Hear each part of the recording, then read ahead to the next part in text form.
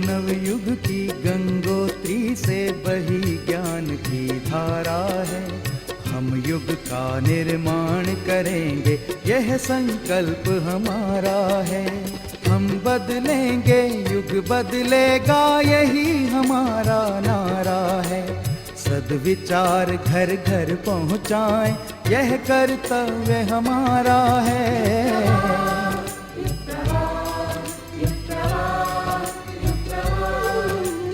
चलो बढ़ें, कुछ अच्छा कर लें, युग ने हमें पुकारा है।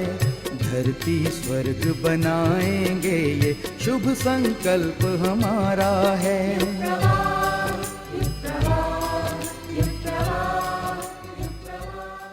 सबसे पहले दीपक जलाया जाएगा। दीपक की ज्योति सबके अंतःकरण में प्रकाशित होकर के गायत्री जयंती की, गंगा दशहरा की, परम पूज्य गुरुदेव के पुण्यतिथि की पावन प्रेरणाएं आप सबको निरंतर प्रदान करती रहे। इसी भाव से दीपक। ओम आग्नेय सुपथाराय अस्मान् विश्वानि देववयुनानि विद्वान् यूयोध्यस्मज्जुहुराणमेनो भूयिष्ठां ते नम उक्तिं विधेम। गायत्री जयंती के इस पावन पर्व पर सर्वप्रथम वेद माता, देव माता और विश्व माता का आवाहन करते हैं। सभी लोग हाथ जोड़ लें। ओम नमस्ते सूर्य संकाशे सूर्ये सावित्रिके मले ब्रह्म विद्ये महाविद्ये वेद मातर्नमोस्तुते।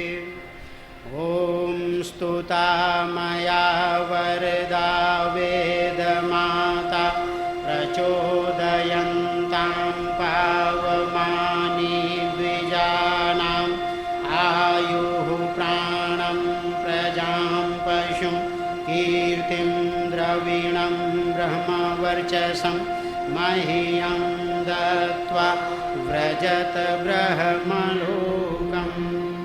ओम श्री वेद मात्रे नमः। अब देव माता का आवाहन। ओम देवस्येति तु व्याकरोत्यमरतां मर्त्योऽपि सम्प्राप्यते देवानामिव शुद्धदृष्टिकरणात् सेवोपचारात् भुवि निस्वार्थ परमार्थकर्मकरणात् दीनाय दानात् तथा बाह्याभ्यन्तरमस्य देवभुवनं संसृज्यते चैव हि। ओम श्री देव मात्रे नमः। विश्व माता का आवाहन। ओम त्वं मातः सवितुर्वरेण्यमतुलं भर्गः सुसेव्यः सदा यो बुद्धिर्नितरां प्रचोदयति नः सत्कर्मसु प्राणदः। तद्रूपां विमलां द्विजातिभिरूपां स्यां मातरं मानसे ध्यात्वा त्वां पुरुषं ममापि जगतां सम्प्रार्थयेऽहं मुदा। ओम श्री विश्वमात्रे नमः। आज भगवती भागीरथी का भी अवतरण दिवस है। गंगा दशहरा भी कहलाता है। 10 पापों को दूर करने के कारण इसे दशहरा कहते हैं।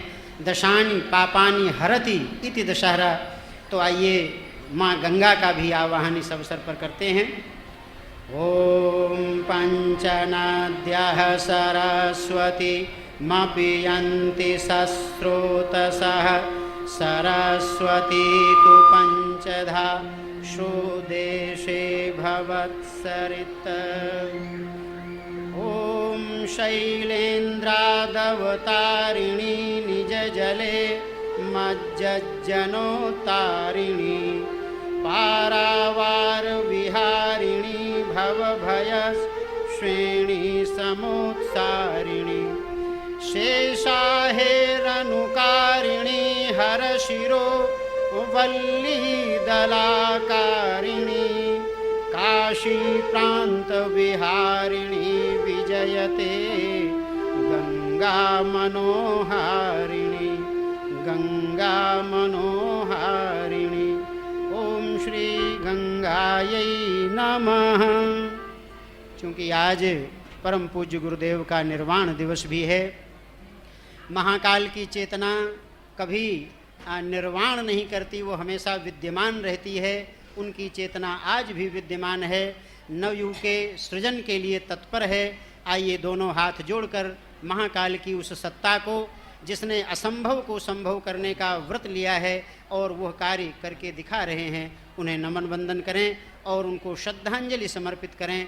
उनके कार्यों को आगे बढ़ाते हुए अपने जीवन को उनके कार्यों में नियोजित करते हुए। ओम असंभवं संभव कर्तुमुद्यतं प्रचंड झंझावृतिरोध सक्षमं युगस्य निर्माण कृते समुद्यतं परम महाकालममुं नमाम्यहं परम महाकालममुं नमाम्यहं। इस प्रकार महाकाल की चेतना को नमन वंदन करते हुए अब ये संक्षिप्त पूजन क्रम ही संपन्न होता है। श्रद्धेया जी और डॉक्टर साहब अपने स्थान पर विराजमान होंगे और आप सबको आज का यह विशेष संदेश प्रदान करेंगे। तो अब आगे का क्रम देखें। अब हमारा आज का इस सभा का कार्यक्रम प्रारंभ हो रहा है। प्रथम चरण में शांति गुंज के उद्गाता बंधु एक गीत प्रस्तुत करने जा रहे हैं। दो हमें गुरुवर सहारा, धन्य हम हो जाएंगे, प्राप्त कर अनुग्रह तुम्हारा, धन्य हम हो जाएंगे। निश्चित ही जब गुरु की कृपा मिलती है शिष्य को, और शिष्य जब अपने गुरु कार्य के लिए समर्पित भाव से अपने पथ पर चलने लगता है तो जीवन धन्य बन जाता है।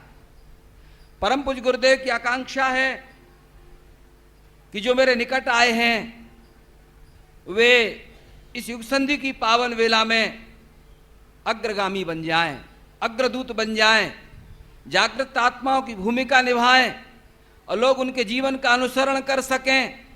उनको देख करके अनेक लोगों के मन में वो प्रवाह चल पड़े कि हम भी भगवान के काम के लिए अपने आप को उत्सर्ग कर दें, हम भी राष्ट्र की वेदी पर, देव संस्कृति की वेदी पर अपने जीवन की संविदा बना करके एक को सार्थक कर लें।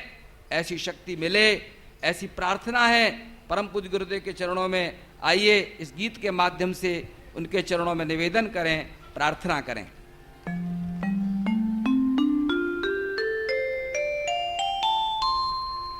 दो हमें गुरुवर सहारा, दो हमें गुरुवर सहारा, धन्य हम हो जाएंगे। तो हमें गुरुवर सहारा, धन्य हम हो जाएंगे।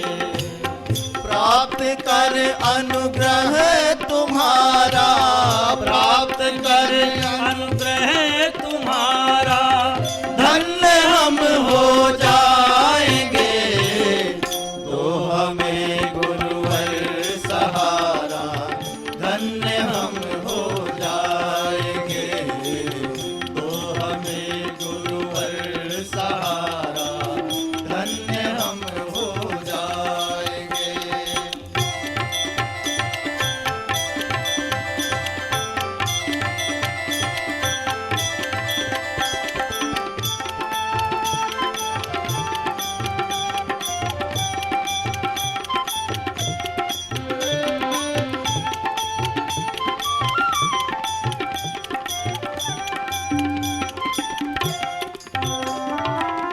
वायु है विपरीत तय करनी बहुत लंबी डगर। वायु है विपरीत तय करनी बहुत लंबी डगर।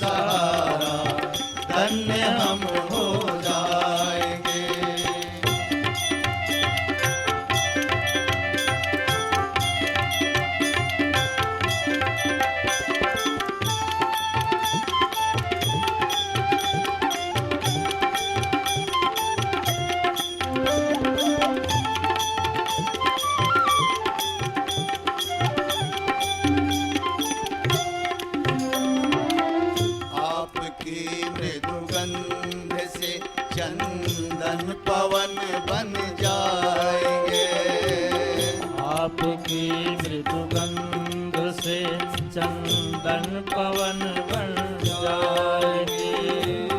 सूर्य के सानिध्य से झिलमिल गगन बन जाएंगे। सूर्य के सानिध्य से झिलमिल गगन बन जाएंगे। महमहाएंगे कमल की भांति हम खिल कर यहाँ। महमहाएंगे कमल की भांति हम खिल कर यहाँ। शुद्ध गंगा जल बनेंगे आपसे मिलकर यहाँ। शुद्ध गंगा जल बनेंगे आपसे मिलकर यहाँ। दिव्य होगा नजारा, दिव्य वह होगा नजारा। धन्य हम हो जाएंगे। दो हमें गुरुवर सहारा, धन्य हम हो जाएंगे। दो हमें गुरुवर सहारा, धन्य हम हो जाएंगे।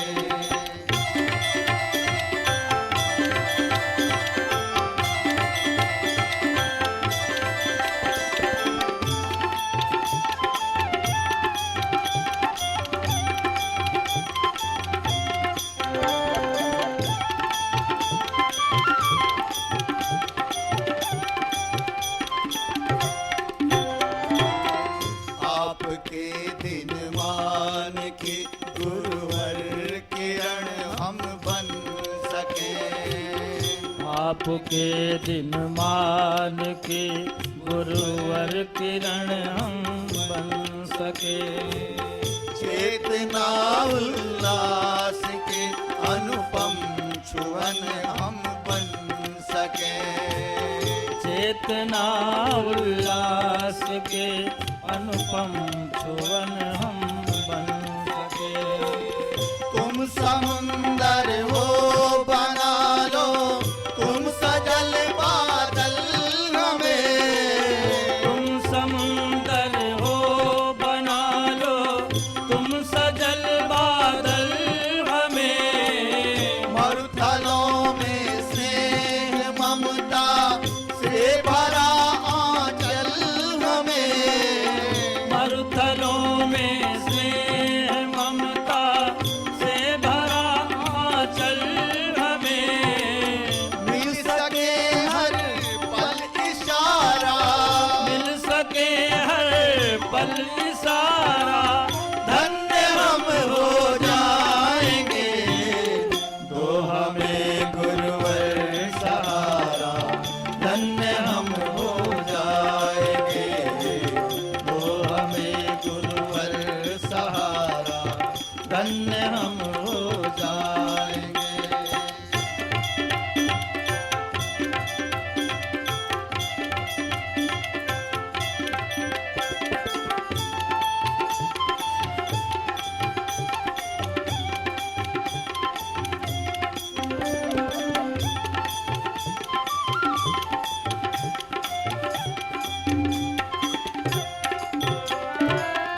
है समय ऐसा कि जैसे खौलती जलधार हो।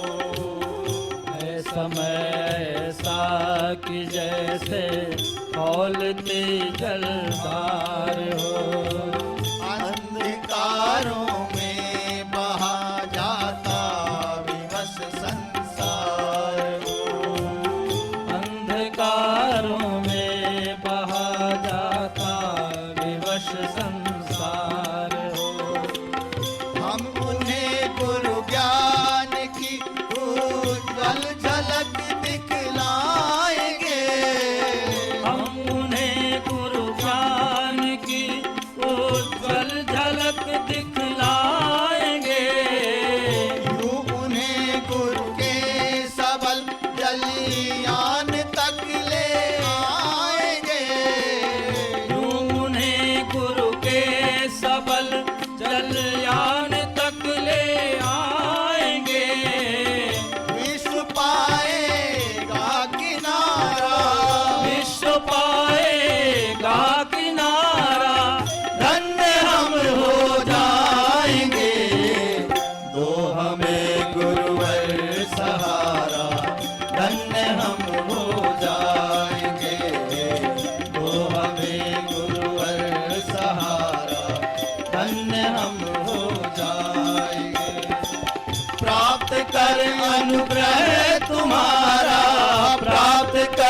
अनुग्रह तुम्हारा धन्य हम हो जाएंगे, तो हमें गुरुवर सहारा धन्य हम उठाकर ताली बजाएं। जाएंगे, तो हमें गुरुवर सहारा धन्य हम हो जाएंगे, धन्य हम हो जाएंगे, धन्य हम हो जाएंगे। गायत्री मंत्र हमारे साथ साथ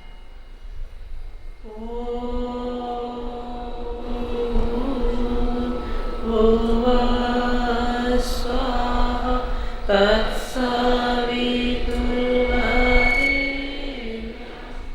भर्गो देवस्य धीमहि धियो यो नः प्रचोदयात्।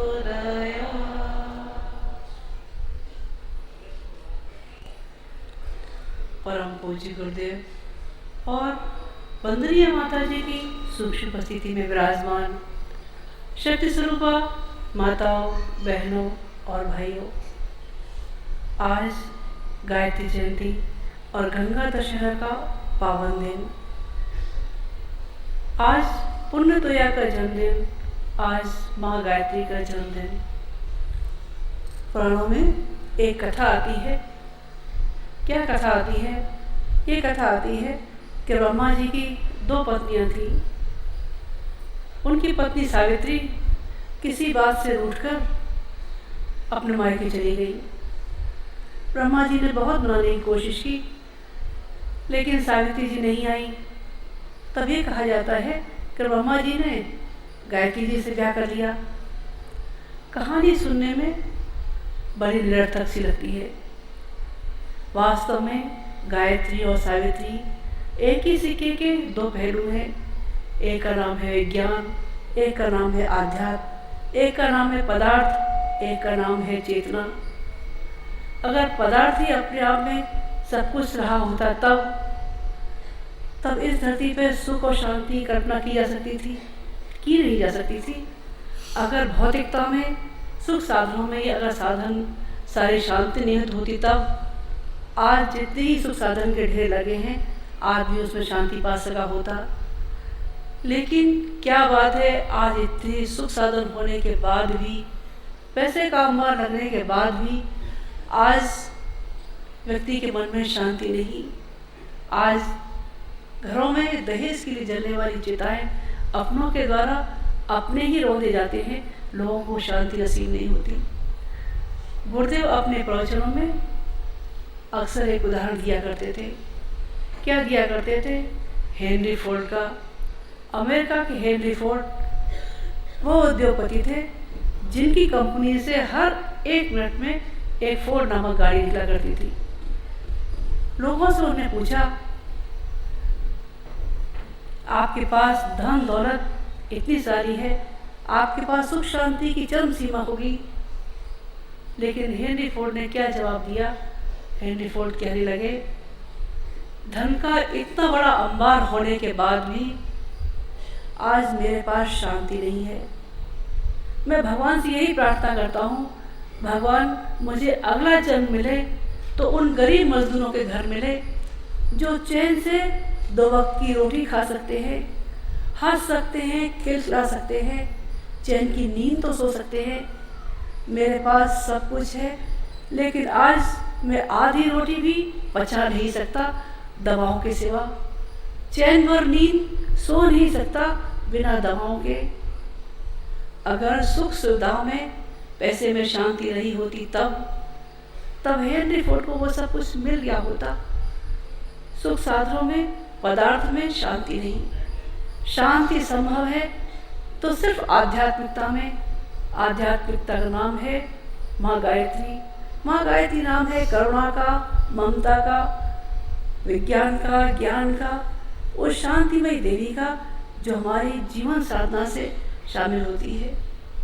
आज के दिन ब्रह्मर्षि विश्वामित्र ने जिस जीवन साधना के द्वारा जिस महाविद्या को जीवंत किया था, प्रतिष्ठित किया था, उसका नाम है गायत्री महाविद्या। गायत्री महाविद्या के द्वारा ही उन्होंने अनार्यों को आर्यों में ही नहीं बदला, उनके जीवन गुण कर्म स्वभाव में आमूलचूल परिवर्तन ही किया। उस समय के तात्कालिक जो राक्षस थे, रावण के घुसपैठी कहे जाते थे, खरदूषण, सुबाहु, बारिश, ये ताड़का वगैरह, ये इन सब के प्रकोप से बचाने के लिए उन्होंने अपने आश्रम, जिसका नाम उन्होंने सिद्धाश्रम रखा था, उन्होंने ऐसे महामानव गढ़ने की प्रक्रिया आरंभ की थी जिसके माध्यम से राक्षसों का विनाश ही नहीं हुआ ना, उन्होंने अपने जीवन दिनचर्या के माध्यम से अपने आचरण के द्वारा रामराज की स्थापना की। आज का दिन इन सब के अलावा नवयुग के ब्रह्मर्षि के कवि जाने का दिन है। आज के दिन परम पूज्य गुरुदेव हम सबको रोता बिलखता हुआ छोड़कर इस संसार से चले गए थे। लगभग शायद यही समय रहा होगा। एक बार कुछ भाई गुरुदेव के पास बैठे थे, पूछने लगे, गुरुदेव आपने हमको इतना प्यार दिया है, इतना संरक्षण दिया है, जब आप नहीं होंगे तो हमको कौन दे सकेगा इतना प्यार, इतना संरक्षण, इतना ज्ञान का प्रकाश। गुरुदेव टहल रहे थे, टहलते टहलते उन्होंने अपना कुर्ता उतारा और खूंटी पर टांगते हुए बोले, बेटा तुम ये समझ लेना, मैंने अपना कुर्ता उतार कर खूंटी पर टांग दिया है, उसकी जगह दूसरा कुर्ता पहन लिया है, मैं पहले से ज़्यादा तुम्हारे नज़दीक रहूँगा। गुरुदेव की बातों से याद आ जाती है शारदा मणि की वो व्यथा। जब रामकृष्ण परमहंस नहीं रहे थे, माँ शारदा मणि बहुत विवल रहा करती थी। माँ शारदा मणि ने एक बार गौरा माँ और गोपाल माँ के साथ वृंदावन यात्रा का क्रम बनाया। सोचा शायद तीर्थ यात्रा में कहीं मन को शांति मिले। निकल पड़ी थी यात्रा पर। रामकृष्ण परमहंस का दिया हुआ बाजूबंद वो गलती से भूल गई, जिसको वह हर समय अपने पास रखा करती थी। यात्रा उनकी आरंभ हुई। रास्ते भर शारदा मणि रामकृष्ण परमहंस का दिया हुआ बाजूबंद याद कर करके रोती रही। पता नहीं कैसे मुझसे छूट गया, कैसे मुझसे दूर हो गया। उनकी परेशानी देखकर रामकृष्ण परमहंस सामने आए और कहने लगे, शारदे तुम क्या ये समझती हो कि मैं तुमसे अलग हो गया हूँ? मैं तुमसे अलग नहीं हूँ। तुम ये क्यों नहीं समझ लेती कि मैं भी एक कमरे की जगह दूसरे कमरे में बैठा हूँ? और ये कहकर उन्होंने अपना रामकृष्ण परमहंस ने वो बाजूबंद माँ शारदा के हाथ में रख दिया। माँ शारदा मणि का शौक थोड़ी देर तो कम हुआ। ज्ञान की बातें अंतरात्मा में प्रवेश करती तो है, लेकिन देर से प्रवेश करती हैं। वहाँ तो केवल भक्ति और भावनाएं ये ही दो प्रवेश कर पाती हैं। आज का दिन गंगा दशहरा का पावन दिन। कहते हैं राजा सगर के 60,000 सुत पाप ताप शोक की अग्नि में जल रहे थे। तब माँ गंगे से भागीरथ ने प्रार्थना की थी, हे माँ गंगे, पीड़ितों के लिए, पतितों के लिए अपनी शीतल धारा का आवरण करो, पृथ्वी पर अवतरण करो। माँ गंगे पीड़ितों की आर्द्र आवाज सुनकर रुक न सकी। पिता ने बहुत समझाया। हिमालय कहने लगे, बेटी तू स्वर्ग के सुख साधनों में पड़ी है, कैसे रह सकेगी पृथ्वी पर? गंगे कहने लगी, जिनके लिए रास्ता चुना है उनके लिए कांटे ही सही, पत्थर ही सही, लेकिन मुझे ये सब मंजूर है। और गंगे निकल पड़ी थी उन सब के लिए। पिता का स्नेह द्वार खुल गया। अपनी हिम को पिघलाते रहे, अपनी वन संपदा अपनी गंगे पर न्यौछावर करते रहे। आज तक गंगे प्रवाहित है। तब तो 60,000 सगर सुत थे जिनके लिए गंगा पृथ्वी पर अवतरित होकर आई थी, लेकिन करोड़ों वो सगर सुत जो अज्ञान, अभाव और पीड़ा में तरस रहे थे, उन करोड़ों के लिए ज्ञान की गंगा बहाने का प्रयास परम पूज्य गुरुदेव ने किया। उनको शांति मिल सके, लोगों को पीड़ा से बचा सके, अपने रास्ते तय कर सके, इसके लिए गुरुदेव निरंतर प्रयास करते रहे। भागीरथी पुण्य तो यह बनती तो है, लेकिन तब बनती है जब माँ गायत्री को अपने जीवन साधना में शामिल कर लिया जाता है। कैसे शामिल कर लिया जाता है? परम पूज्य गुरुदेव ने जीवन भर साधना की, अपने जीवन को तपाया, लेकिन कहीं वो महामंडलेश्वर बने, कहीं महामंडलेश्वर नहीं बने। उन्होंने अपनी जीवन पद्धति के द्वारा लोगों को एक ही बात बताई कि आदमी सद्गृहस्थ रहकर साधारण जिंदगी जीता हुआ भी अपने आप को ऊपर उठा सकता है। उन्होंने एकलव्य की तरह से अपने गुरु द्रोणाचार्य को अपनी अंतरात्मा में जीवंत कर लिया था। कहते हैं एकलव्य को गुरु ने जब मना कर दिया था तो पत्थर की मूर्ति बनाकर एकलव्य साधना रत हो गए थे और अपनी साधना में सिद्धि पा सके थे। पता नहीं वो एकलव्य की कहानी कैसी थी, लेकिन परम पूज्य गुरुदेव ने उन गुरु द्रोण को, ओम सदगुरुदेव को अपने अंतःकरण में जीवंत कर लिया और जीवन भर उनकी साधना करते रहे, लोगों को देते रहे, लोगों को निहाल करते रहे। आप लोग इतनी दूर दूर से आए हैं, यहाँ ठहरने की व्यवस्था समुचित हो पाई होगी, कह नहीं सकती। मन में एक पीड़ा लेके आए होंगे। पहले जब आते थे परम पूज्य गुरुदेव का, वंदनीय माता जी का आशीर्वाद पाते थे, अपने मन की व्यथा कहते थे। अब कैसे कहे जो हमारी पीड़ा, हमारा दुख, हमारा दर्द समझ सकेगा? विश्वास रखना, परम पूज्य गुरुदेव और माता जी का प्यार भरा संरक्षण आज भी आपके साथ है। आप जब सोए होंगे उनका प्यार भरा हाथ आपके सिर पर गुजरता हुआ चला गया होगा और कहता हुआ चला गया होगा, बेटा तू दुखी है तो मैं कैसे सुखी हूँ। मेरे जीवन का, मेरे तप का हर अंश मेरे बच्चों के लिए सुरक्षित है। हे मातृ गंगे, आज तुम्हारे जल से तुमको श्रद्धांजलि देते हैं। हे गुरुदेव, आशीर्वाद देना आपके पद चिन्हों पर चलकर आपके बच्चे आपके सपनों को साकार कर सके। ओम शांति। इस गीत के माध्यम से पतित पावनी गंगा गायत्री, सुना है गंगा में स्नान करने से पाप धुल जाते हैं।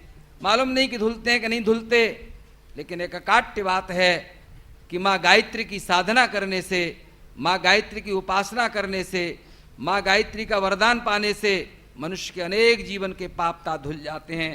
आइए इस गीत के माध्यम से हम सब गंगा और गायत्री माता के चरणों में अपना नमन बंदन करें।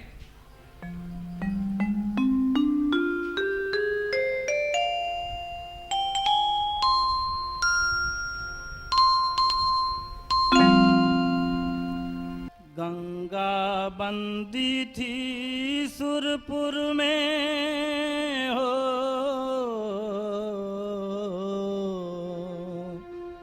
गंगा बंदी थी सुरपुर में, भागीरथ ने मुक्त कराया। भागीरथ का ही प्रचंड तप मृत्यु लोक में सुरसर लाया। भागीरथ का ही प्रचंड तप मृत्यु लोक में सुरसर लाया। गंगा बंदी थी सुरपुर में हो, गंगा बंदी थी सुरपुर में, भागीरथ ने मुक्त कराया। भागीरथ का ही प्रचंड तप मृत्यु लोक में सुरसर लाया। भागीरथ का ही प्रचंड तप मृत्यु लोक में सुरसर लाया। हर हर गंगे जय माँ गायत्री, हर हर गंगे जय माँ गायत्री।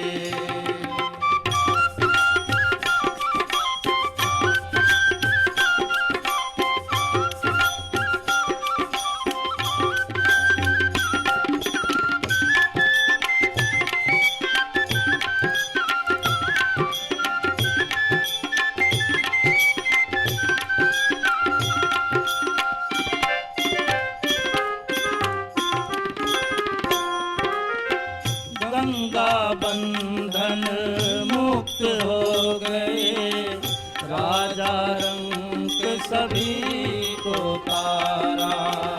गंगा बंधन मुक्त हो गई, राजा रंग सभी को तारा। पतित और पावन दोनों के लिए खुल गया उसका द्वारा। पतित और पावन दोनों के लिए खुल गया उसका द्वारा। इतना ही क्यों निज प्रवाह को, इतना ही क्यों निज प्रवाह को कोटि कोटि जन तक पहुँचाया। गंगा बंदी थी सुरपुर में हो, गंगा बंदी थी सुरपुर में, भागीरथ ने मुक्त कराया। भागीरथ का ही प्रचंड तप मृत्यु लोक में सुरसर लाया। भागीरथ का ही प्रचंड तप मृत्यु लोक में सुरसर लाया। हर हर गंगे जय मां गायत्री, हर हर गंगे जय मां गायत्री।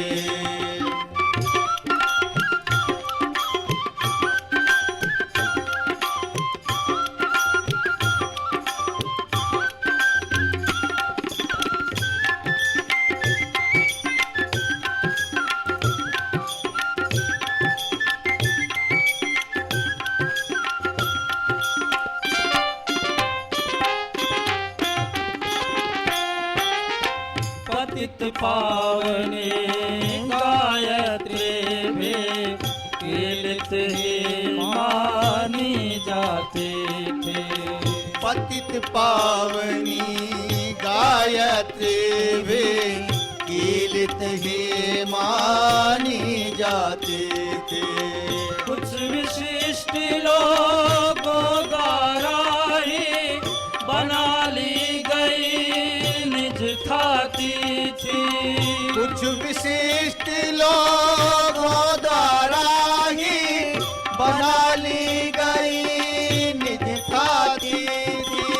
पर गुरुवर के प्रचंड तप ने, पर गुरुवर के प्रचंड तप ने जन जन को उपलब्ध कराया।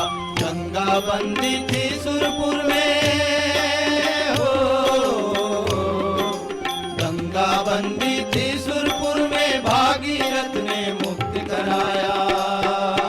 भागीरथ का ही प्रचंड तप मृत्यु लोक में सुरसर लाया। भागीरथ का ही प्रचंड तप मृत्यु लोक में सुरसर लाया।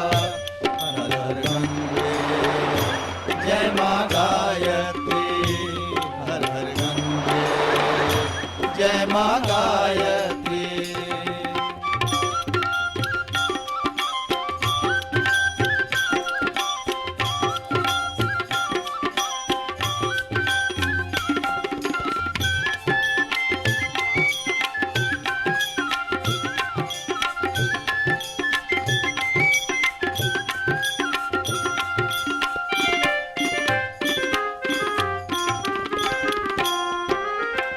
अब गायत्री विश्वव्यापिनी आदिशक्ति होती जाती है।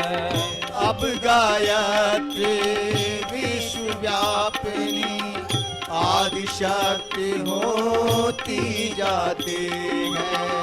ऊंच नीच का भेद भुला सबके पातक धोती जाती है। ऊंच नीच का भेद भुला सबके पातक धोती जाती है। गुरुवर श्री राम शर्मा ने, गुरुवर श्री राम शर्मा ने युग भागीरथ का यश पाया। गंगा बंदी थी सुरपुर में हो, गंगा बंदी थी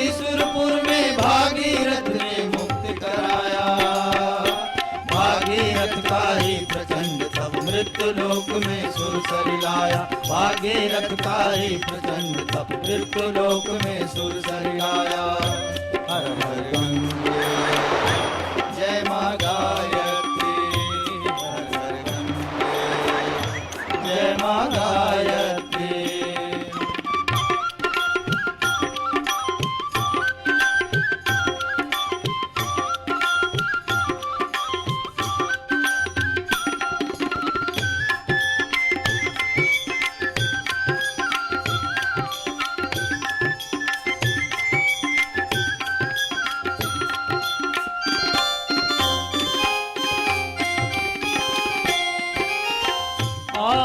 नमन करें गंगा के गायत्री के भागीरथ को।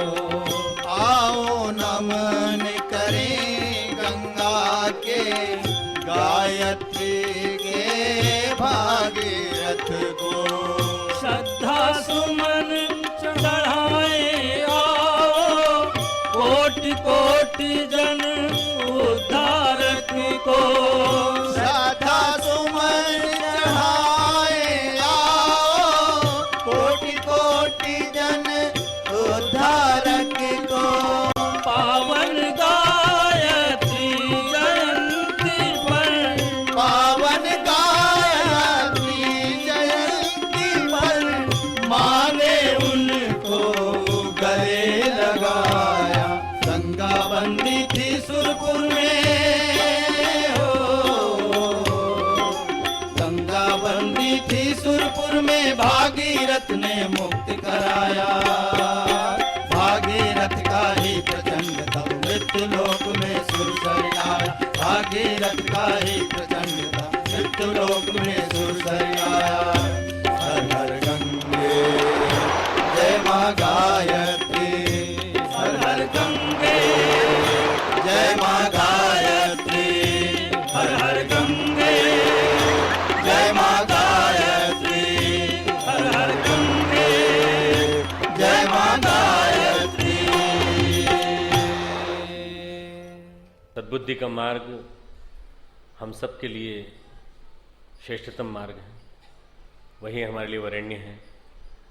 गायत्री मंत्र का अर्थ है हम उस प्राण स्वरूप, सुख स्वरूप, दुखनाशक, श्रेष्ठ देव स्वरूप परमात्मा के, जो कि पाप नाशक तेज से भरा हुआ है, स्वरूप को अपने अंदर धारण करें। वह परमात्मा हमारी बुद्धि को सन्मार्ग की ओर प्रेरित करे, हमारी बुद्धि को जो हमेशा सही मार्ग पर ले जाए, श्रेष्ठ मार्ग पर चलने की प्रेरणा दे। ऐसा परमात्मा जो सूर्य के रूप में, सविता देवता के रूप में, प्रसविता सविता के रूप में हम सबके बीच मौजूद है, हमें सतत प्रेरणा देता रहे। ऐसा महान गायत्री मंत्र हम सबके बीच मौजूद है। उस गायत्री मंत्र के साथ उसके अर्थ का चिंतन करते हुए, गायत्री मंत्र के मध्य गुरु सत्ता का ध्यान करते हुए, आइए एक बार गायत्री मंत्र अपने साथ साथ। ओम भूर्भुवः स्वः तत्सवितुर्वरेण्यं भर्गो देवस्य धीमहि धियो यो नः प्रचोदयात्। ॐ गुरुर्ब्रह्मा गुरुर्विष्णु गुरुरेव महेश्वरः गुरुः साक्षात् परब्रह्म तस्मै श्रीगुरुवे नमः। अखण्डमण्डलाकारं व्याप्तं येन चराचरं तत्पदं दर्शितं येन तस्मै श्रीगुरुवे नमः। मातृवत् लालयित्री च पितृवत् मार्गदर्शिका नमोस्तु गुरुसत्तायै श्रद्धा प्रज्ञायुताचया, श्रद्धा प्रज्ञायुताचया।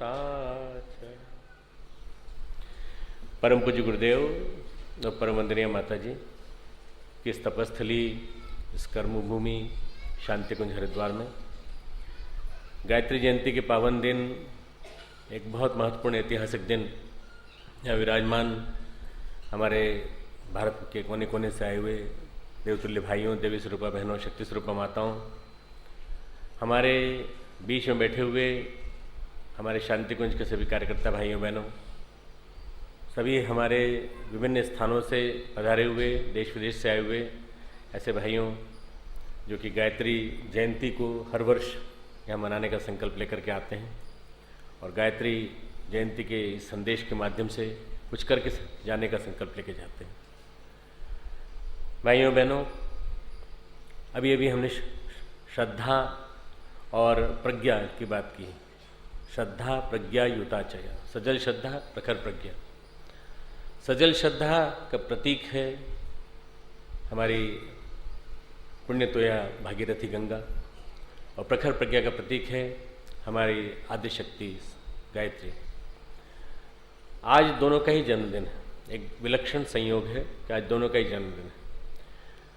प्रज्ञा और श्रद्धा साथ न हो, सजलता और प्रखरता साथ न हो, दोनों साथ साथ अवतरित न हो, तो एक अकेली बुद्धि आदमी के लिए परेशानी का कारण बन जाती है। बुद्धि के कुचक्रों ने और आज की जो परेशानियों ने किस तरह से माहौल बना दिया है, उसको देख के लगता है कि किसी एक ऐसी सत्ता का अवतरण जरूरी था जो आकर के लोगों को सही मार्ग दिखाए। गंगा पुण्य तोया है, लोग उसमें डुबकी लगाते हैं और डुबकी लगा करके दूर दूर से आते हैं और आकर के केवल एक ही प्रार्थना करते हैं कि हमारे सारे पाप धुल जाएं। 10 पापों का निवारण करने के लिए दशहरा माना जाता है, गंगा दशहरा। जितने भी हमारे 10 प्रकार के पातक बताए गए उन सबका निवारण कर देती है। माननीय मित्रों, करती होगी, किसी ज़माने में करती होगी। लोग आते थे, उस ज़माने में सूक्ष्म जगत इतना प्रदूषित नहीं था, इतने ज़्यादा पाप नहीं होते थे जितने आज हो रहे हैं। पहले गिने चुने राम थे, गिने चुने रावण थे, गिने चुने कंस थे। उनके लिए एक राम आए, उन्होंने अपना काम कर दिया, प्रतीक बनाया। एक कंस था, उसके साथ ढेर सारे दुर्बुद्धि वाले आए। एक कृष्ण आए, उन्होंने सबको नाश कर दिया। पर मित्रों, आज तो घर घर में रावण है, घर घर में कंस है। अपना ही घर में बैठा हुआ, अपना ही जन्मदाता, अपने ही घर में बैठा हुआ, अपने ही घर में बैठा हुआ, अपना ही रिश्तेदार, अपना संबंधी कब क्या कर बैठेगा कुछ भी विश्वास नहीं किया जा सकता। माहौल इतना ज़्यादा गंदा है, माहौल इतना ज़्यादा प्रदूषित है। दुर्बुद्धि जन्य दुर्गति आज जो मनुष्य की हो रही है, तनाव का वातावरण है चारों तरफ, परिस्थितियाँ बड़ी विक्षुब्ध की जा रही हैं। ऐसी स्थिति में प्रखर प्रज्ञा का आना जरूरी था। प्रखरता से भरी हुई प्रज्ञा, नीर क्षीर विवेक वाली प्रज्ञा, और उसके साथ साथ वो गंगा जिसके साथ सजलता हो, सजलता से भरी हुई गंगा जो सबको स्नान करने के बाद पुण्य का सही अर्थों में ऐसा पुण्य दे कि जिसने गंगा गायत्री को जपा हो, जिसने गायत्री की साधना की हो, उसके जीवन में गंगा की जो सजलता है वो आती चली जाए। और गंगा जिस तरह से जन जन का कल्याण करती चली जाती है, ऐसे जन जन का कल्याण करने की भावना करता हुआ व्यक्ति चला जाए। ऐसा दोनों का अवतरण बहुत जरूरी था। और दोनों के अवतरण को समन्वित करने के लिए भागीरथ और विश्वामित्र के एक संयुक्त अवतरण के रूप में परम पूज्य गुरुदेव पंडित श्री राम शर्मा आचार्य जी हमारे बीच में आए और उन्होंने गायत्री को मुक्त करा दिया। जैसा आपने अभी सुना गीत में कि भागीरथ ने सुरपुर में बैठी हुई गंगा को मुक्त करा दिया, और गायत्री जिसको शाप मुक्त कह दिया, शाप से भरी हुई कह दिया गया था, शापित कह दिया गया था, कीलित कह दिया गया था, उस कीलित और शापित गंगा गायत्री को मुक्त कराने का दायित्व लिया परम पूज्य गुरुदेव ने, और उसको न केवल मुक्त कराया बल्कि जन जन तक पहुंचाया। गायत्री को जन जन तक पहुंचाना और पहुंचाने के बाद उनको निश्चिंत होकर के ये कहना कि तुम लोग जप करो, तुम्हें किसी प्रकार का पाप नहीं लगेगा। जो लोगों ने कहा है वो गलत कहा है, और अगर उन्होंने कुछ कहा है तो वो सारा का सारा अपनी कपोल कल्पना के आधार पर कहा है। उस गायत्री को जन जन तक पहुंचाने का काम परम पूज्य गुरुदेव ने किया। अब हमें कुछ करना है। गायत्री के साधक ने जिस तरह का जीवन जिया, एक तपस्वी का जीवन जिया। तपस्वी जब अपने जीवन में कठोरता को अपनाता है, अपने जीवन में ब्राह्मण का जीवन जीता है और अपने ऊपर कठोर नियंत्रण रखता है, अपनी करुणा को जगाता है, औरों के लिए जीता है, तो व्यक्तिगत जीवन में उसके दिखाई पड़ता है वो। तप के दो स्वरूप बताए गए हैं। तप का एक स्वरूप दिखाई पड़ता है व्यक्ति के व्यवहारिक जीवन में, जो सामने दिखाई पड़ता है। व्यवहारिक जीवन में दिखाई पड़ता है न्यूनतम में निर्वाह, जो कुछ भी है उसका समाज के लिए। परम पूज्य गुरुदेव ने अपने सब कुछ समाज के लिए अर्पित कर दिया। जो भी कुछ था उनका, वो सब कुछ समाज के लिए था। एक खादी की धोती, एक खादी का कुर्ता, इसी में सारा जीवन उन्होंने अपना बिता दिया। जो कुछ भी था उनके पास अपना कुछ भी नहीं था। मुझे उनके पास रहने का मौका मिला, जीवन के अंतिम वर्ष 12 वर्ष बहुत साथ नज़दीक रहने का मौका मिला। मैंने देखा गुरुदेव के पास कई लोग कई तरह का सामान लेके आते थे, चीज़ें लेके आते थे। मैंने देखा कि ऐसा व्यक्ति जिसके पास जो भी कुछ आता हो कचरे की टोकरी में डाल दे, और जब सब लोग चले जाए उसके बाद बुला के कचरे टोकरी मुझे थमा दें कि ये सामान, इसमें जो तुम्हारे काम का, लिखने पढ़ने का काम का हो तुम रख लो, बाकी माता जी के पास पहुंचा देना, वो सब बच्चों में बांट देंगे। ऐसा निष्प्रह, ऐसा कर्मयोगी जिसने अपने व्यक्तिगत जीवन में कठोर नियंत्रण रखा हो, खान पान पर बड़ा कठोर नियंत्रण, अपने जीवन में 24 साल जवानी के, 24 क्यों कहें 27 साल कहना चाहिए, क्योंकि 3 साल स्वतंत्रता संग्राम के थे, 27 साल अपनी जवानी के उन्होंने कठोर व्रत के साथ निभाए। और उन कठोर व्रत में परम पूज्य गुरुदेव ने 24 लाख का अनुष्ठान किया। 24 लक्ष के 24 महापुरुष शरण, गायत्री का एक प्रकार से उन्होंने साक्षात्कार किया। 8000 गायत्री मंत्र प्रतिदिन जपना, यानी 8 घंटे नियमित रूप से जप। 24 घंटे में से 8 घंटे नियमित रूप से जप। लगातार तो हो नहीं सकते, नियमित रूप से कुछ न कुछ और भी कोई काम होंगे। तो 24 घंटे गायत्री में जीवन जिन्होंने जिया हो, ऐसे परम पूज्य गुरुदेव ने व्यक्तिगत जीवन में ब्राह्मण का जीवन जिया, योगी का जीवन जिया। भावनात्मक रूप से, मैंने कहा तप 2 रूप में आता है, एक व्यक्तिगत जीवन में आता है, एक भावनात्मक रूप में आता है। एक क्रियात्मक रूप में दिखाई पड़ता है, एक भावनात्मक रूप में दिखाई पड़ता है।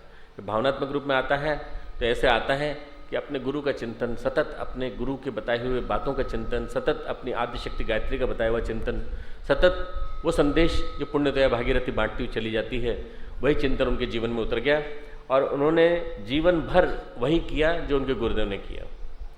जो उनके गुरुदेव कह गए वही काम सतत अनवरत करते रहे और हम सबके लिए भी वही संदेश छोड़ गए हैं।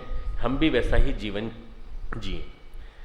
वैसा जीवन नहीं जी सकते तो थोड़ा सा उसका एक अंश जीवन जी के दिखा दें, 1%, 10% अंश जीवन में जी करके दिखा दें और उनके विचारों को आज हम सब ओर फैलाने का प्रयास करें।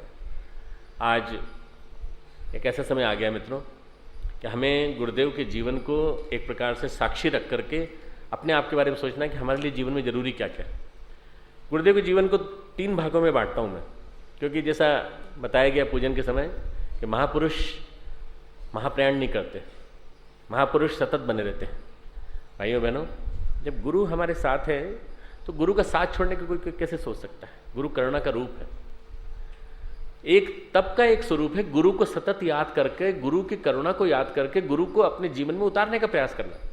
माम अनुस्मर युद्धस्व, भगवान कृष्ण गीता में कहते हैं मेरा स्मरण कर और युद्ध कर। मुझे यह स्मरण करते करते तू युद्ध कर।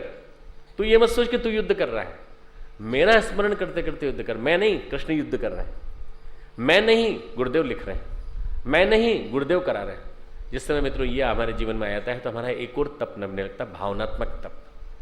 ये तप जब सदने लगता है तो हमारे जीवन में भागीरथ और विश्वामित्र दोनों फलित होने लगते हैं। आज के दिन हम लोगों के लिए एक संकल्प का समय है कि जब परम पूज्य गुरुदेव के विचार सबसे ज़्यादा लोकप्रिय होने जा रहे हैं, तब हम अपने जीवन में ब्राह्मणत्व को जगाएं। हम अपने जीवन में वेद मूर्ति तत्वनिष्ठ के वेद और तप दोनों को जगाएं। वेद यानी ज्ञान, तप यानी उनका ब्राह्मणत्व, इन दोनों को जगाएं। और यदि इन दोनों को जगाने के लिए हमने संकल्पित अपने आप को कर लिया तो गायत्री जयंती पे हमारा आना, गायत्री को समझना, गायत्री के तत्व दर्शन को जीवन में उतारना, ये सार्थक हो जाएगा। ये समय ऐसा है मित्रों, विचार क्रांति अभियान के विश्वव्यापी होने का समय है। युग निर्माण योजना और कुछ नहीं, परम पूज्य गुरुदेव का चिंतन, परम पूज्य गुरुदेव का सारा वास्तव में समग्र स्वरूप है। अखिल विश्व गायत्री परिवार, शांति कुंज हरिद्वार, गायत्री तुम्हें मथुरा, कुछ नहीं, ये सारा का सारा परम पूज्य गुरुदेव का विराट रूप है। इस समय मित्रों जितना भारत के विचार विश्व में व्यापी हो रहे हैं, विश्वव्यापी हो रहे हैं, उतना पहले कभी नहीं हुआ। गुरुदेव के जीवन क्रम को 3 भागों में बांटने का मन करता है। 1911 से 1961 तक का जीवन, 1911 से 1961 तक उन्होंने विचारों के बीज बोए, विचार क्रांति के बीज बोए। 1961 से लेकर 1990 का जीवन, जब उन्होंने उस पर खाद पानी दिया और खाद पानी दे करके पुष्ट किया, स्थापनाएं की, इतना बड़ा अभियान खड़ा किया जिसका नाम आज गायत्री परिवार है। शांति कुंज हरिद्वार, देव संस्कृति विश्वविद्यालय, गायत्री तपोभूमि, ब्रह्मवचन शोध संस्थान, अखंड ज्योति संस्थान, हमारा अमलखेड़ा का जो केंद्र है, मुख्य केंद्र जहाँ गुरुदेव का जन्म हुआ, और भारत भर में फैले हुए 4000 से ज़्यादा केंद्र, लगभग 25-30 हज़ार से ज़्यादा प्रज्ञा मंडल, इन सब का अगर आप एक मूल्यांकन करें, चलती फिरती प्रज्ञा पीठों का मूल्यांकन करें, जिनका नाम आप है। हर कार्यकर्ता चलती फिरती प्रज्ञा पीठ है, हर कार्यकर्ता चलता फिरता प्रज्ञा पुत्र, एक प्रकार से समर्थ प्रज्ञा संस्थान है जो अपने गुरु की बात को कहने में सक्षम है। इन सब की एक कीमत लगाएं तो अरबों खरबों की कीमत आएगी मित्रों। इस संपदा सारी की सारी गुरु सत्ता हमें दे गए पूरी पूरी। इन सब चीज़ों के माध्यम से गुरुदेव के विचारों को अब जनव्यापी बनाना है, और इस समय सबसे ज़्यादा जरूरत भारत पूरे विश्व को जरूरत है, तो इन्हीं विचारों की जरूरत है। इन्हीं विचारों के माध्यम से भारत में विश्व में सांस्कृतिक क्रांति आएगी। और आप देखिए विश्व भर इस समय भारत के विचारों पे चल रहा है। 1990 के बाद तीसरा समय चालू होता है, विश्व के भारत का अनुगमन करने का समय। 1990 के बाद देव संस्कृति दिग्विजय का एक अभियान चला, विश्व भर में अश्वमेधों की श्रृंखला चल रही है अनवरत। 32वां अश्वमेध यज्ञ संपन्न करके हम लोग आए हैं अभी जोहान्सबर्ग में, और लग रहा है कि सारा विश्व परम पूज्य गुरुदेव के चिंतन को एक्सेप्ट कर रहा है, स्वीकार कर रहा है। दिखाई नहीं पड़ रहा है, सूक्ष्म जगत में क्रांति हो रही है। जो दिखाई पड़ने वाली, विज्ञापन किए जाने वाली क्रांति होती है वो समाप्त हो जाती है, और जो विज्ञापन के माध्यम से जो अपने आप को बहुत ज़्यादा प्रचारित करते हैं वो समाप्त हो जाते हैं। एक रात में ऊंचा उठते हैं, एक रात में नीचे गिरते हैं। सोने के भाव ऊंचे उठे, नीचे गिर गए, शेयर के भाव ऊंचे उठे और नीचे गिर गए। पर विचार क्रांति जब उठती है तो उठती चली जाती है और लोगों के दिमागों को बदलती चली जाती है।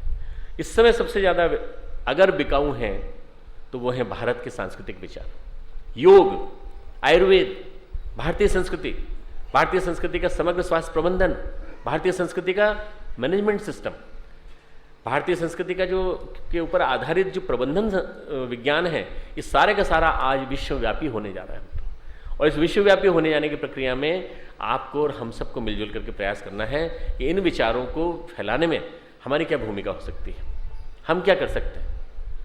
हम कुछ नहीं कर सकते तो कम से कम 1 से लेकर 10 तक विचारों को पहुंचा सकते हैं। 10 आदमियों को इन अच्छे विचारों के बारे में बता सकते हैं। उनके जीवन में श्रेष्ठता आएगी, उनके जीवन में प्रखरता आएगी, उनके जीवन में सजलता आएगी, तो उनके जीवन बदल जाएगा।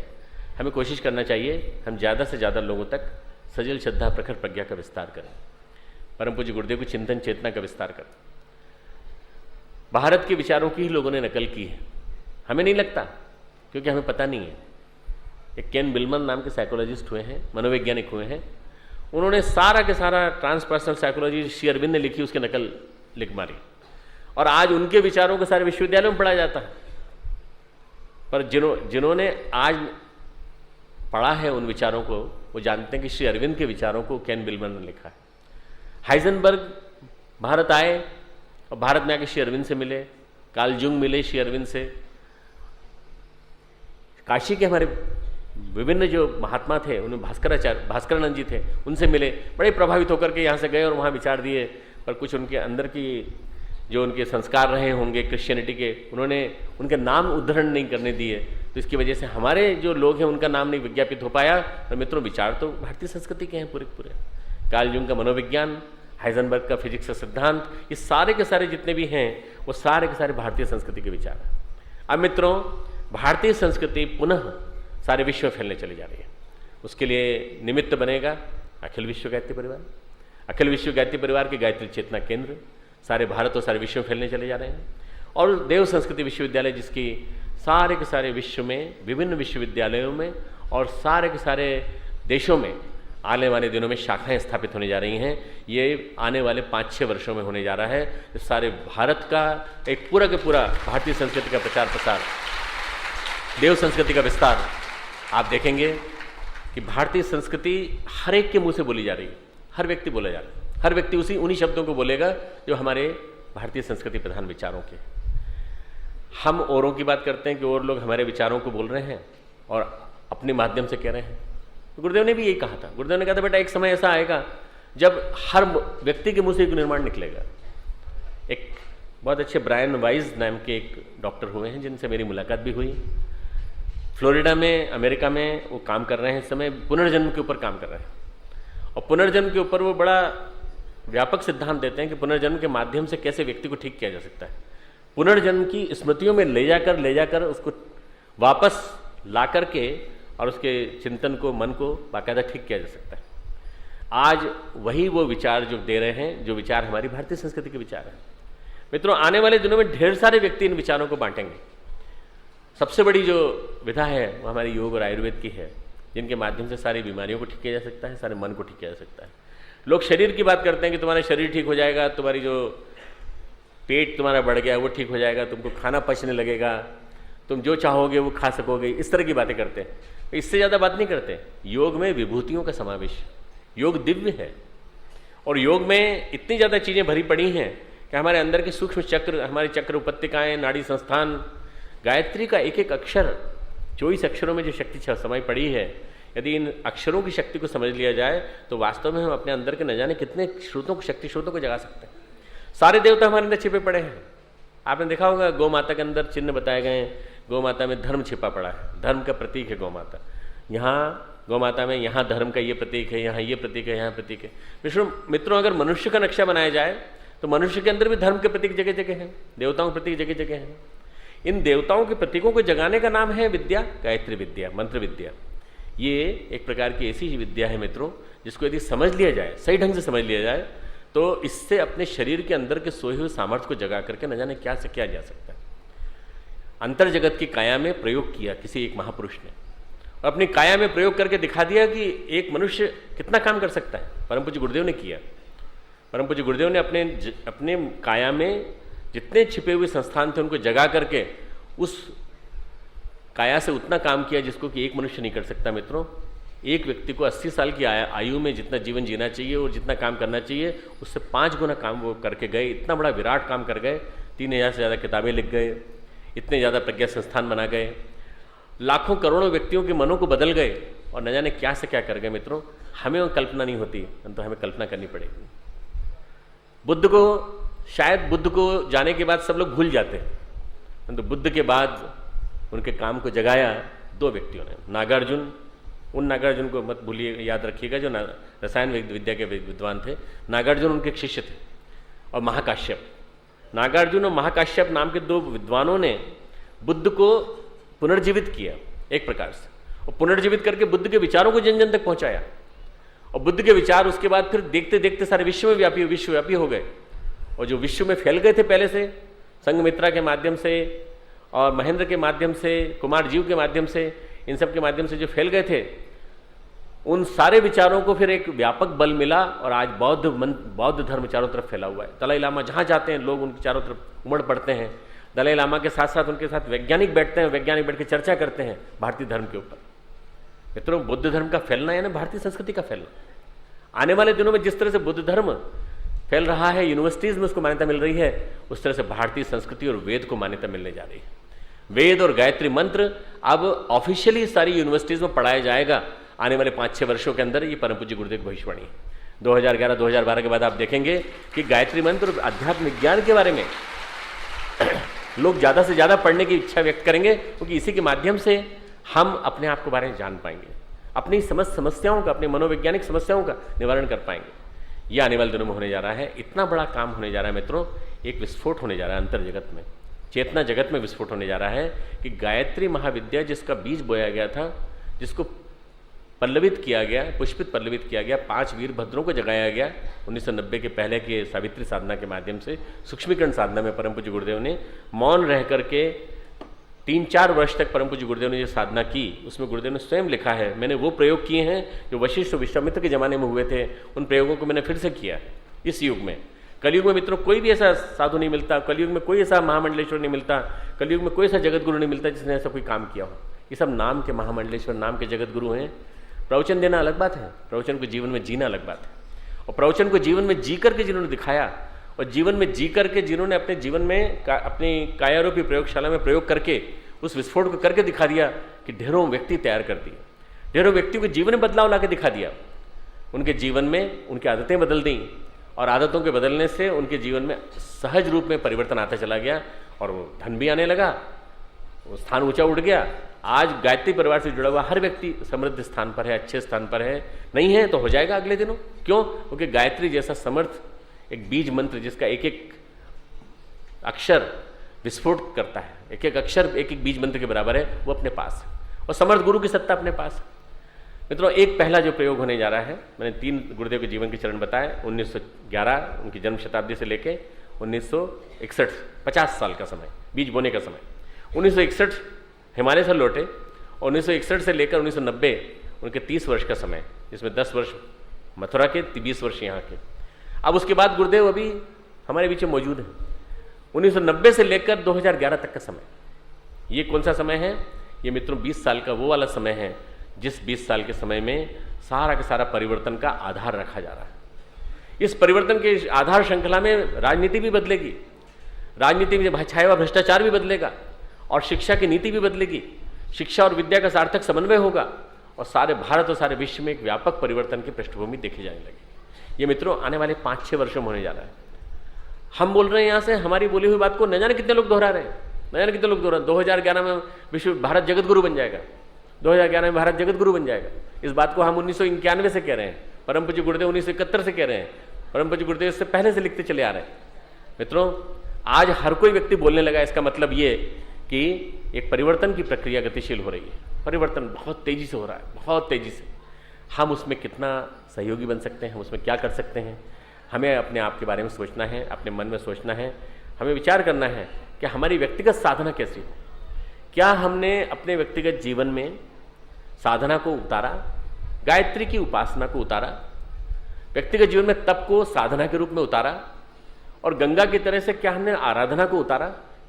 यह हमको सोचना है। गायत्री रूपी उपासना, जीवन साधना, तपोनिष्ठ की साधना और उसके बाद उसका क्रिया योग में, कर्म योग में उतारने का एक संकल्प हम लोगों को लेना है। प्रज्ञा योग में संपूर्ण दिया गया है, जिसके माध्यम से हम अपने जीवन को यदि गायत्रीमय बना लें तो कोई नुकसान नहीं होगा, कोई कपड़े नहीं बदलने पड़ेंगे, कोई जगत गुरु नहीं बनना पड़ेगा, कोई हमको अपने माथे पे तिलक धारण करने की जरूरत नहीं है। जैसा सामान्य वेशभूषा हम पहनते हैं, जैसा सामान्य जीवन हमारा जीने का तरीका है, इसी में हम जी सकते हैं एक सही ढंग से जीवन। मित्रों, ये जीवन जी पाना संभव है यदि हम लोग अपने जीवन में परम पूज्य गुरुदेव के चिंतन को उतार लें। एक बड़ा विलक्षण संयोग है आज का दिन 6/6/6। आपको मालूम पड़ा कि नहीं? गायत्री तारीख लिखते समय पता चला कि नहीं?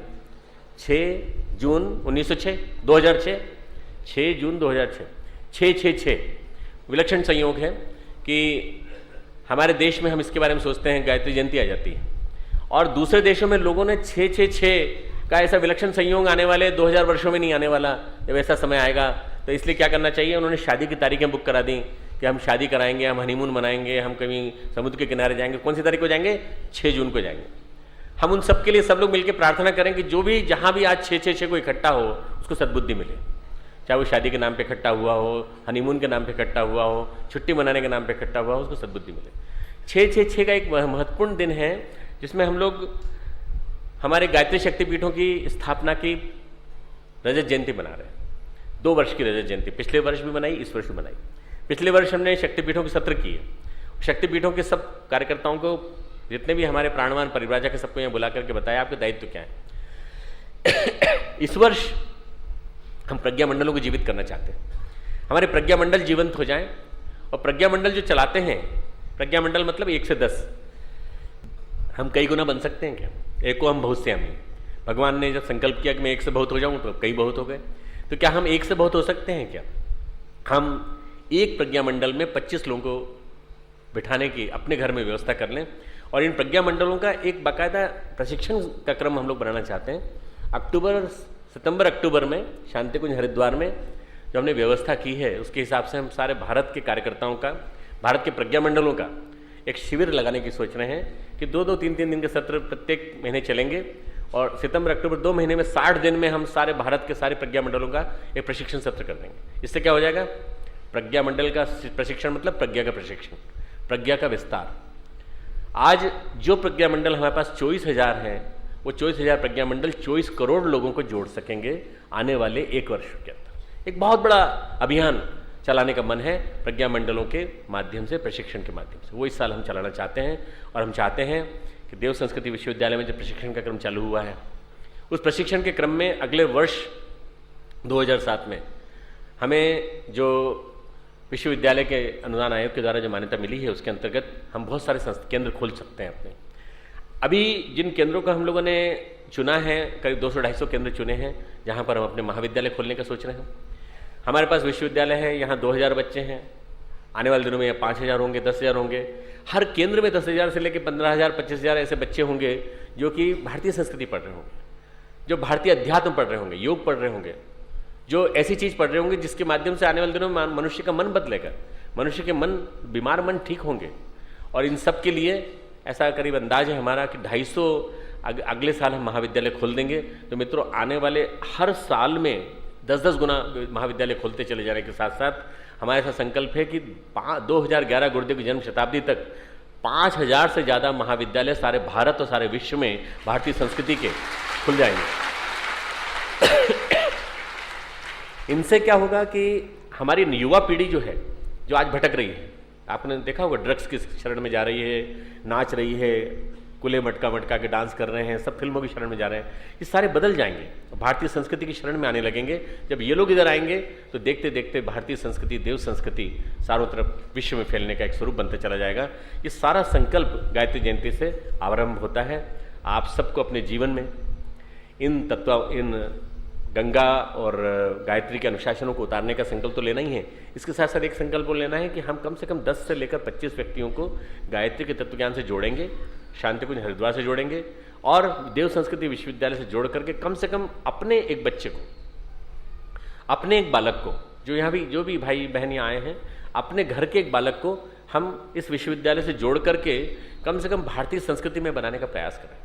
अगर आप भारतीय संस्कृति में बनाने का प्रयास करेंगे तो मुझे ऐसा विश्वास लगता है मित्रों कि गुरुदेव की जन्म शताब्दी पूरी होने तक 2011 तक ऐसी प्रक्रिया चालू हो जाएगी कि भारत सारे विश्व में एक मान्यता प्राप्त स्थान प्राप्त कर लेगा। 2011 से लेकर 2020 तक का समय ऐसा होगा जो परम पूज्य गुरुदेव की जन्म शताब्दी के बाद का होगा। एक ऐसा समय होगा जबकि भारत सारे विश्व का जगतगुरु बनने की स्थिति में आ जाएगा और सारा का सारा विश्व भारत का मार्गदर्शन लेकर के आगे बढ़ेगा, चाहे वो मैनेजमेंट हो, चाहे कॉर्पोरेट एक्सीलेंस हो, कोई भी फील्ड हो, हर क्षेत्र में सारे लोग भारत के पीछे पीछे चलेंगे क्योंकि ये भारत के भाग्य में लिखा हुआ है और आने वाले कई हजार वर्षों तक भारत विश्व का जगत गुरु बना रहेगा। ये गायत्री जयंती पर परम पूज्य गुरुदेव की इस घोषणा को करने का मन करता है। ढेर सारा ज्ञान है, ढेर सारी जानकारी है, बहुत सारी बातें हम कहते हैं, पर जब तक गुरु के प्रति समर्पण नहीं बढ़ेगा, उस महासत्ता को जिसने आज के दिन अपना शरीर गायत्री माता के चरणों में अर्पित कर दिया, उनके लिए यदि हमारा समर्पण आज के दिन बढ़ जाए और हम उनके काम को करने के लिए आगे बढ़ने लगें तो इससे बड़ा और कोई भी श्रद्धांजलि उनके चरणों में नहीं हो सकती। आइए आज हम संकल्प लें, परम पूज्य गुरुदेव के कामों को आगे बढ़ाएंगे। ओम शांति।